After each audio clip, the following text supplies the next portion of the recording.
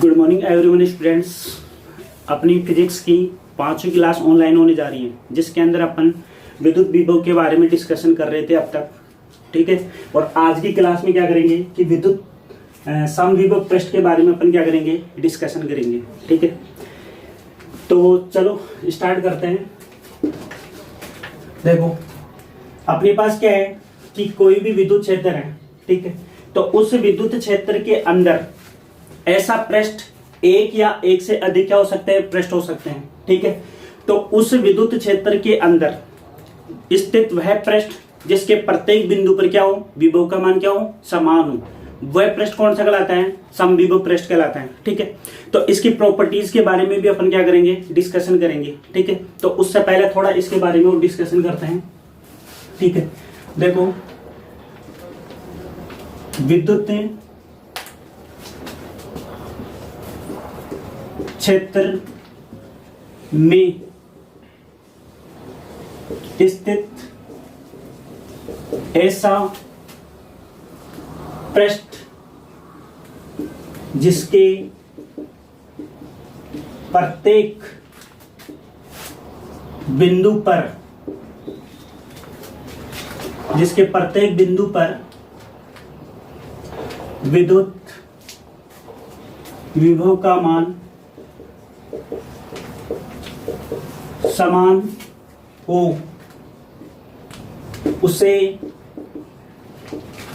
समविभव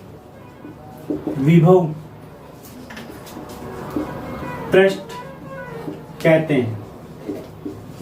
ठीक है, इसके एग्जाम्पल है, जैसे अपने पास कोई भी बिंदुवत आवेश दिया है, ठीक है, और आपसे कहा जाए कि किसी भी बिंदुवत आवेश के कारण इसका समविभव पृष्ठ कैसा होगा।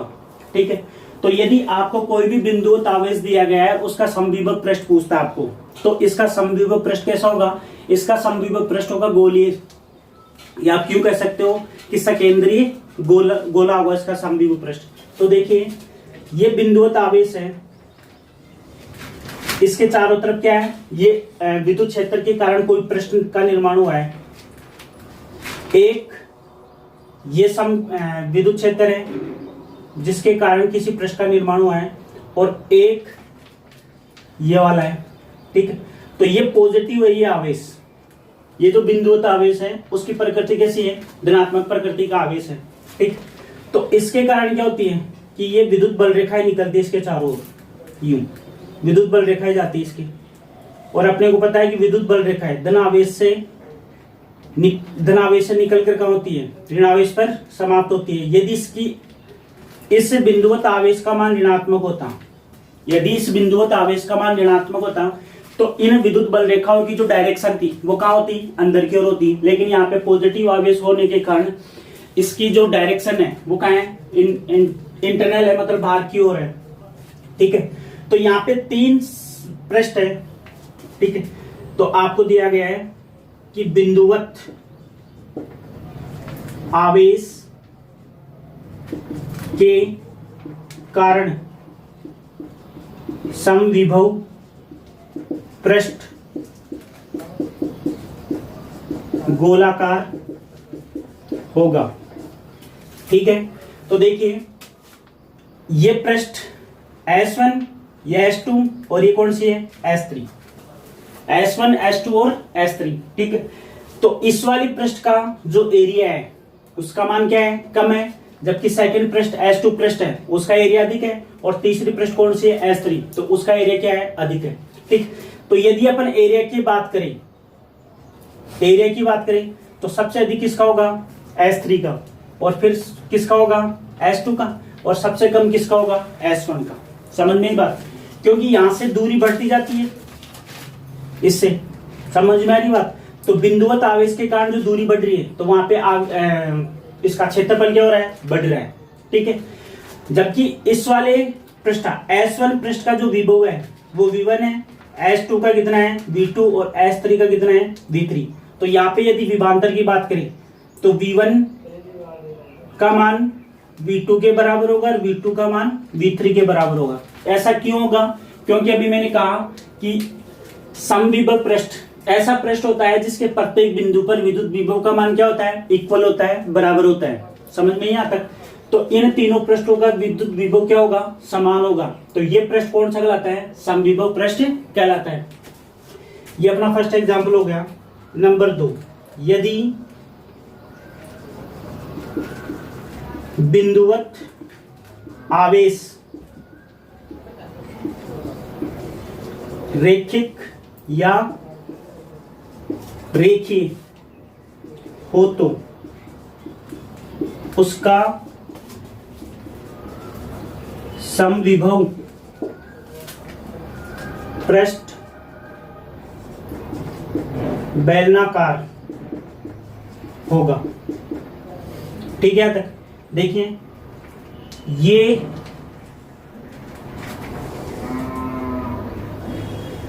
एक अपने को क्या दिया गया है कि एक बेलनाकार आकृति का रेखीय चालक दिया गया है। ठीक है, तो अपने को क्या करना है कि इस रेखीय चालक के कारण क्या बताना है कि इसका समविभव पृष्ठ कैसा होगा। ठीक है, तो इसका जो समविभव पृष्ठ होगा, देखो इसकी पृष्ठ एक तो ये वाली होगी और एक इसके बाहर है, तो दो पृष्ठ है इसकी। ठीक है, जबकि ये इसकी क्या है, एक्सिस है, जिसके ऊपर क्या दिया जाएगा, चार्ज दिया जाएगा। ठीक, तो यदि बिंदुवत आवेश कैसा हो, रेखिक हो या रेखीय हो, दोनों एक ही बात है, रेखिक हो या रेखीय हो, तो उसका समविभव पृष्ठ कैसा होगा, कैसा होगा, बेलनाकार होगा इसका समविभव पृष्ठ।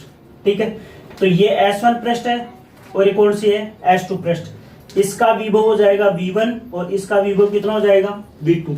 समझ में आई बात? तो इसका जो विभवांतर हो जाएगा या विभव हो जाएगा, वो दोनों क्या हो जाएंगे, आपस में बराबर हो जाएंगे। तो V1 इक्वल टू कितना हो जाएगा, V2। समझ में आई बात? तो इसका विभवांतर कितना हो जाएगा, V1 इक्वल टू V2, तो दोनों आपस में क्या हो जाएंगी, इक्वल हो जाएंगी। समझ में आई बात? यदि आपको एग्जांपल नंबर 3, आप इसका एक बार स्क्रीनशॉट लीजिए, अपन आगे करते हैं। थर्ड एग्जांपल के बारे में डिस्कशन करते हैं अपन कि आपको कोई भी 3 प्लेटें दी गई है, चालक प्लेटें दी गई है। ठीक, और उन चालक प्लेटों को किसी बैटरी के द्वारा विभवांतर दिया जाता है। उन चालक प्लेटों को क्या दिया जाता है, बैटरी के द्वारा विभवांतर दिया जाता है या विद्युत क्षेत्र आरोपित किया जाता है उसके ऊपर। ठीक है, तो देखो ये प्लेट है अपने पास, ये वाली। ठीक है, 3 प्लेटें हैं और इनको किसी बैटरी के से कनेक्ट किया गया। इनको ये 3 प्लेटें हैं और इनको क्या किया गया है कि किसी बैटरी से कनेक्ट किया गया है।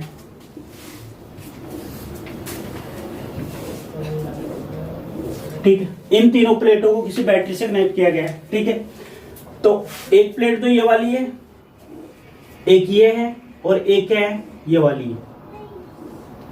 ठीक है, ये 3 प्लेटें हैं और तीनों प्लेटों को किसी बैटरी से कनेक्ट किया गया है, जिसके कारण इन प्लेटों को क्या दिया जाता है, विभवांतर दिया जाता है।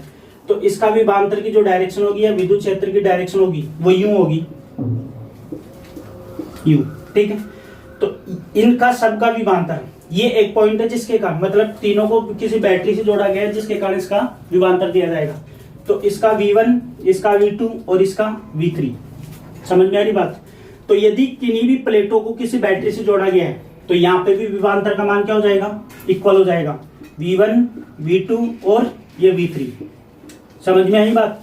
यदि आप किन्हीं भी 3 चालक प्लेटों को किसी बैटरी से जोड़ते हो तो उनके ऊपर भी विभवांतर क्या हो जाएगा, तीनों इक्वल हो जाएंगे। क्यों हो जाएंगे? क्योंकि अपन समविभव पृष्ठ पढ़ रहे हैं।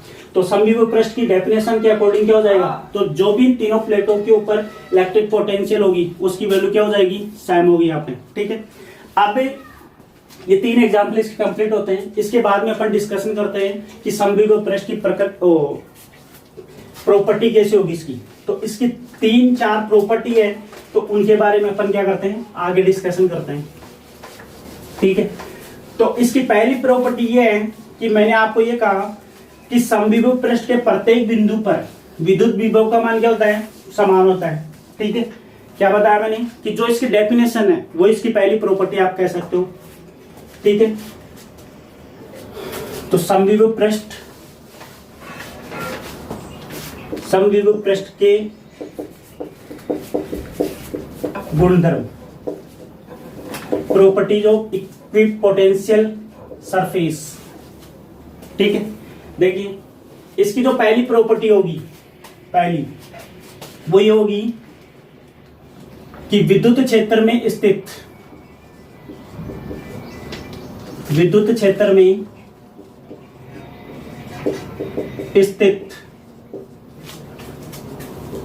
पृष्ठ के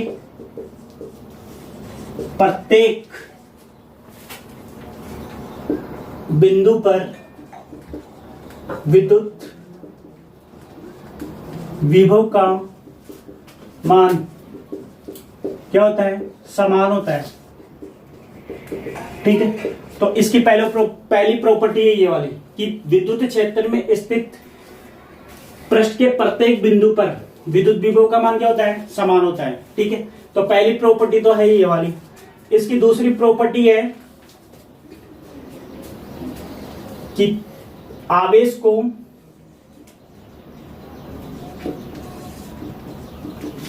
पृष्ठ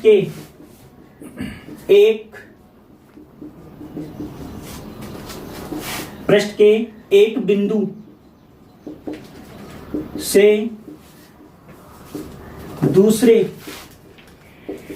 बिंदु तक ले जाने में किया गया कार्य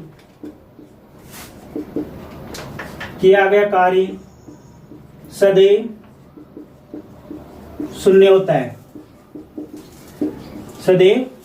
है, ठीक है, देखो अभी अपन ने माना था कि अपना ये समविभव पृष्ठ है। क्या माना था कि अपना ये एक बिंदुवत आवेश के कारण समविभव पृष्ठ बन रहा है, जिसकी आकृति कैसे होगी, गोलाकार होगी। ठीक है, तो इसके अंदर ये पॉइंट है। तो इस पृष्ठ के ऊपर दो बिंदु है मेरे पास, एक तो ए है और एक कौन सा है, बी। ठीक, प्रारंभ के अंदर मैंने आपको बताया था कि जिस बिंदु ये पॉइंट है ये वाला, तो इस बिंदु पर विद्युत विभव का मान कितना हो जाएगा, VA, और जबकि इस बिंदु B पर विद्युत विभव का मान कितना हो जाएगा, VB। समझ में यहाँ तक?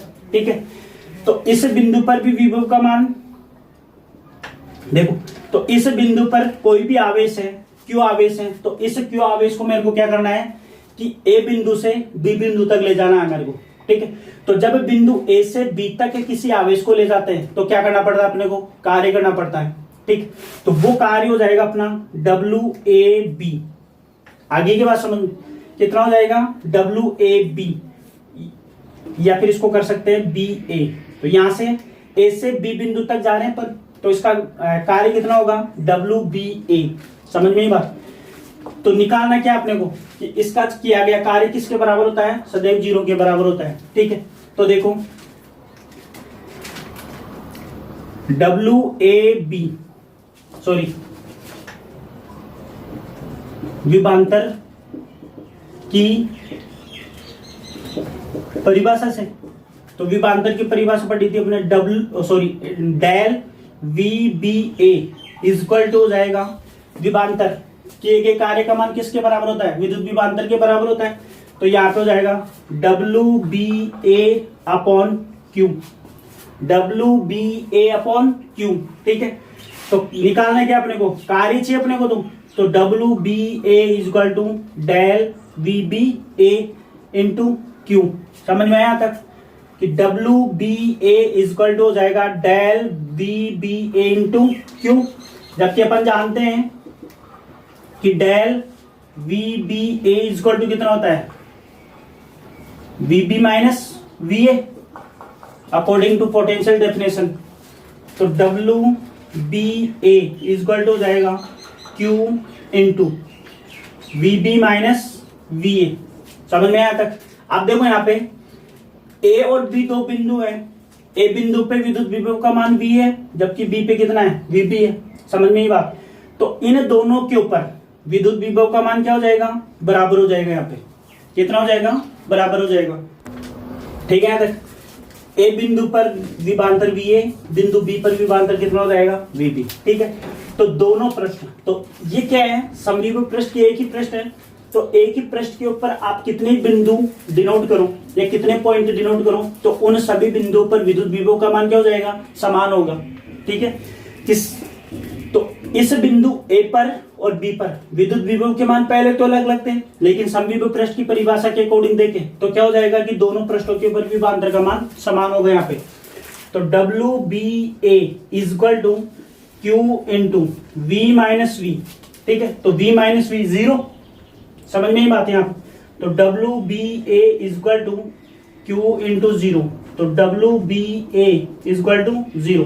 तो अपन ये प्रूफ भी कर चुके कि समविभव पृष्ठ के एक समविभव पृष्ठ पर जब किसी आवेश को एक बिंदु से दूसरे बिंदु तक ले जाते हैं तो किए गए कार्य का मान कितना होता है, 0 होता है। और अपन इसकी प्रॉपर्टी ये लिखी है कि आवेश को पृष्ठ के एक बिंदु से दूसरे बिंदु तक ले जाने में किए गए कार्य का मान कितना होता है, 0। और अपन ये क्या कर सके, प्रूव कर चुके। ठीक है, तो आप इसका एक बार स्क्रीनशॉट लीजिए, इसके थर्ड प्रॉपर्टी के बारे में अपन डिस्कशन करते हैं। ठीक, तो देखिए इसकी जो थर्ड प्रॉपर्टी है वो ये कहती है कि समविभव पृष्ठ के किसी भी बिंदु पर यदि आप इलेक्ट्रिक फील्ड निकालते हो तो उसकी जो डायरेक्शन होती है वो उसके परपेंडिकुलर होती है, सदैव पृष्ठ के क्या होती है, लंबवत होती है। तो इसकी तीसरी प्रॉपर्टी ये वाली। देखिए थर्ड प्रॉपर्टी के बारे में डिस्कशन करते हैं। देखो ये मेरे पास समविभव पृष्ठ है। ठीक है, ये बिंदुवत आवेश है और इस बिंदुवत आवेश के से कुछ दूरी पर मान लेते हैं कि R दूरी है। ठीक, तो ये इसका O बिंदु है और ये बिंदु मान लेते हैं P। तो इस बिंदु पर आप विद्युत क्षेत्र की तीव्रता निकालते हो E वेक्टर, समझ में आ रही बात। तो यदि इस बिंदु पर P बिंदु पर विद्युत क्षेत्र की तीव्रता निकालोगे आप, तो इस बिंदु पर क्या होगा कि जो विद्युत क्षेत्र की तीव्रता की वैल्यू है वो क्या हो जाएगी, इस पृष्ठ के लंबवत होगी। तो अपने को क्या करनी है, ये प्रूव करनी है वापस से। ठीक है, तो देखो कार्य की परिभाषा से, तो देखो W is equal to F vector dot dr। तो इस बिंदु पर क्या करते हैं, dr अल्प विस्थापन के की कल्पना करते हैं अपन बिंदु P पर। तो ये विस्थापन कितना हो गया, dr वेक्टर, समझ में ही बात। तो E वेक्टर और ये dr वेक्टर, तो W बराबर हो गया F डॉट dr वेक्टर। समीकरण नंबर फर्स्ट। अब वी नो दैट कि F vector is equal to होता है Q E वेक्टर, इतना हो जाएगा। या तो आप इसको Q0 कर सकते हो, Q वेक्टर, समझ में बात। तो F vector is equal to Q vector, sorry Q naught E vector. ठीक, if Q naught is equal to कितना हो जाए, 1 कूलाम हो जाए। Q naught is equal to कितना हो जाए, 1 कूलाम। तो जब इसकी वैल्यू यहाँ पे पुट करते हैं तो कितना हो जाएगा, F vector is equal to 1 into E vector. तो यहाँ पे F वेक्टर किसके इक्वल हो जाएगा, E वेक्टर के इक्वल हो जाएगा। Equation number 2। ठीक है, अब देखो इस F की वैल्यू मैं यहाँ पे रखूंगा, इस F की जगह, तो ये हो जाएगा कि फ्रॉम इक्वेशन 1 एंड 2। तो देखिए W is equal to F की वैल्यू हो जाएगी E डॉट dr वेक्टर, समझ में यहां तक, E डॉट dr वेक्टर। अब ये इक्वेशन नंबर 3। अब अपन जानते हैं कि किसी भी बिंदुवत आवेश के कारण विद्युत क्षेत्र की तीव्रता, अपन ने इस फर्स्ट चैप्टर के अंदर डिस्कशन किया था इसके बारे में। तो यहाँ पे हो जाएगा कि अतः E is equal to E vector is equal to हो जाएगा KQ अपॉन R वेक्टर का स्क्वायर और ये R के, आप चाहो तो इसको U भी लिख सकते हो, 1 upon 4 pi epsilon not Q upon R vector का स्क्वायर R के। समझ में आता। तो इस E की वैल्यू कहाँ रखनी है, इसकी जगह अपने को क्या करना है, रखना है। ठीक है, तो देखो W इज इक्वल टू, इसकी वैल्यू यहाँ पे पुट करेंगे तो 1 अपॉन 4 पाई एप्सिलॉन नॉट कितना हो जाएगा, Q अपॉन R वेक्टर का स्क्वायर R के डॉट dr वेक्टर। कहाँ रखा अपन ने, इस वाली क्वेश्चन में रखा अपन ने ई की वैल्यू, तो इसका जो आंसर आएगा वो ये आने वाला है। ठीक है, तो W इक्वल टू हो जाएगा 1/4πε0 Q/r² r cap dot dr vector. ठीक है, यहाँ तक। अब क्या होगा, देखो यहाँ पे कि r cap dot dr vector, r cap dot dr vector, तो यहाँ पे r कैप तो कितना हो जाएगा, एकांक हो जाएगा, क्योंकि एकांक सदिश है तो इसका मैग्नीट्यूड 1, dr का मैग्नीट्यूड dr, और साथ में क्या आ जाएगा कोस थीटा, तो इसकी ओवरऑल वैल्यू आ जाएगी कितनी, dr कोस थीटा। अब अपने पास एंगल नहीं दिया है यहाँ पे कि कितना इनके बीच में, समझ में नहीं बात।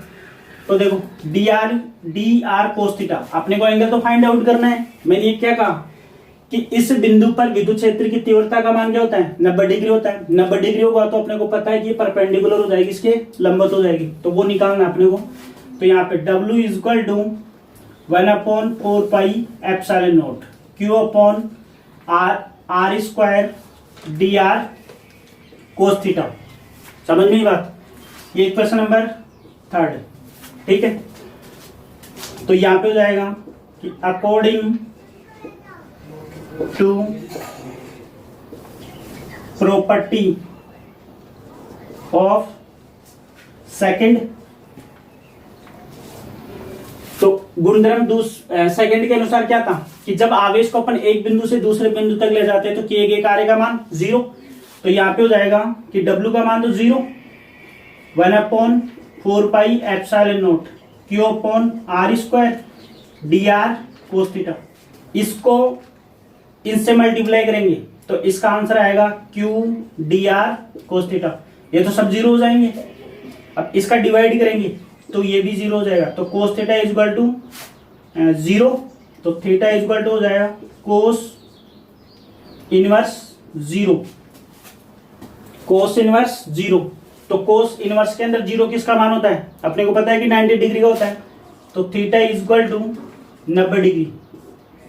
कितना होता है, थीटा इक्वल टू 90 डिग्री। ये क्वेश्चन नंबर 4। तो इसकी प्रॉपर्टी यही थी कि किसी भी बिंदुवत आवेश पर, किसी भी बिंदुवत आवेश के कारण यदि किसी समविभव पृष्ठ के ऊपर विद्युत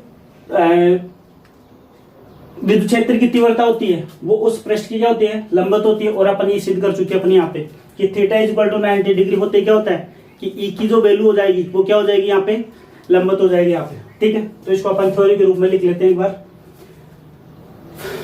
तो इधर देखो कि किसी बिंदुवत आवेश के कारण समविभव पृष्ठ के किसी बिंदु पर